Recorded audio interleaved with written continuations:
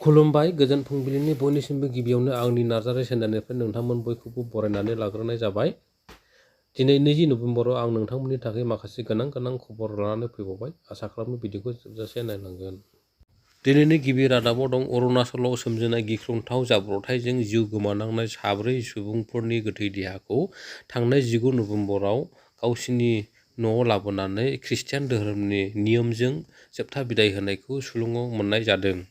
बै दुखुथिया रुंसारिनि न'खराव थांनानै एमएलए जिरन बसुमतारी, लरेन्स इस्लारि बिथांमोनजों लोगोसे मावफुं सोद्रोमा उलसन हासदा, एमसिएलए सुजन कुमार सिंह बिथांमोनाबो नुजाथिहैनानै दुखुथिया न'खरनि सोद्रोमाफोरजों लोगोसे दुखुनि बाहागो लाफानायखौ नुनो मोननाय जादों। मख'नो गोनांदि थांनाय 17 नभेम्बर सुक्रुबारखालि क्रिस्ट'फार हेम्ब्रमनि मोनसे हानजाया अरुणाचलाव जानाय खृष्टियान धोरोमनि मोनसे हाबाफारियाव बाहागो लाहैनानै न' फारसे फैफिनबाय थानाय समावनो हरखाबै हाजोनि हा गिसिखानानै गारिनि सायाव गोग्लैदेरनायनि जाउनाव जायगायावनो गसाइगावनि 4 सुबुंनि जिउ खहा जानो गोनां जादोंमोन।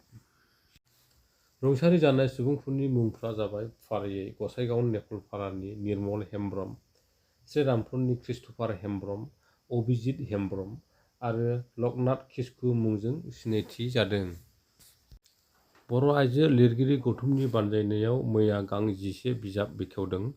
क'क्राझाराव गा 23थि गाम्बारि लाइसिखौ बेखेवनायजों लोगोसे गां 10 गोदान बिजाबबो बेखेवदों। बर' आइजो लिरगिरि गौथुमनि बानजायनायाव क'क्राझार देबोरगावनाव थानाय सेन्ट आनान कलेजनि साखाथियाव मोनसे मेहेरगोनां हाबाफारिजों लोगोसे गा 23थि गाम्बारि लाइसि बेखेवनायजों लोगोसे गां 10 बिजाबफोरखौ बेखेवना होयो बर' थुनलाइ आफादनि आफादगिरि तरेन बर', गुवाहाटी मुलुगसोलोंसालिनि पपुलार बिफाननि गाहाय डक्टर अनिल कुमार बर'आ। गोदान गोजाम गोख्रों बर' आइजोफोरनि नाजानायाव गां 10 गोदान बिजाब बेखेवनाय हाबाफारिया थारैनो जोबोद बाख्नायजाथाव। गिबियावनो बेखेवनाय जायो अनजु बसुमतारीनि खन्थाइ बिजाब खन्थाइ साननाव गंसे रेस्टुरेन्ट, नैथियाव बेखेवना होयो प्रफेसार इन्दिरा बर'नि रायथाइ बिजाब रायथाइ राहाफलथ्रि, थामथियाव लाइसि महिलारीनि सावरायथाइ बिजाब सावराय थुनलाइ आरो ब्रैथियाव इन्दिरा बर' आरो लाइसि महिलारीनि सुजुथाइ बर' थुनलाइ आइजो सानथौ मिन, द'थियाव थुलसि सरगियारिनि सुंद' सल' बिजाब दाखोन, स्निथियाव सुनिति बसुमतारी रायथाइ गिबि बिजाब समनि मोनदांथि आरो गोबां बिजाबफोरखौ बेखेवना होयो। भारतआ नैथि खेबनि थाखाय गाजा स्ट्राइकआव भुगिनांनाय सुबुंफोरनि थाखाय नांगौ जानाय मुवा बेसादफोरखौ दैथायहरनाय खौरांखौ मोन्नाय जादों।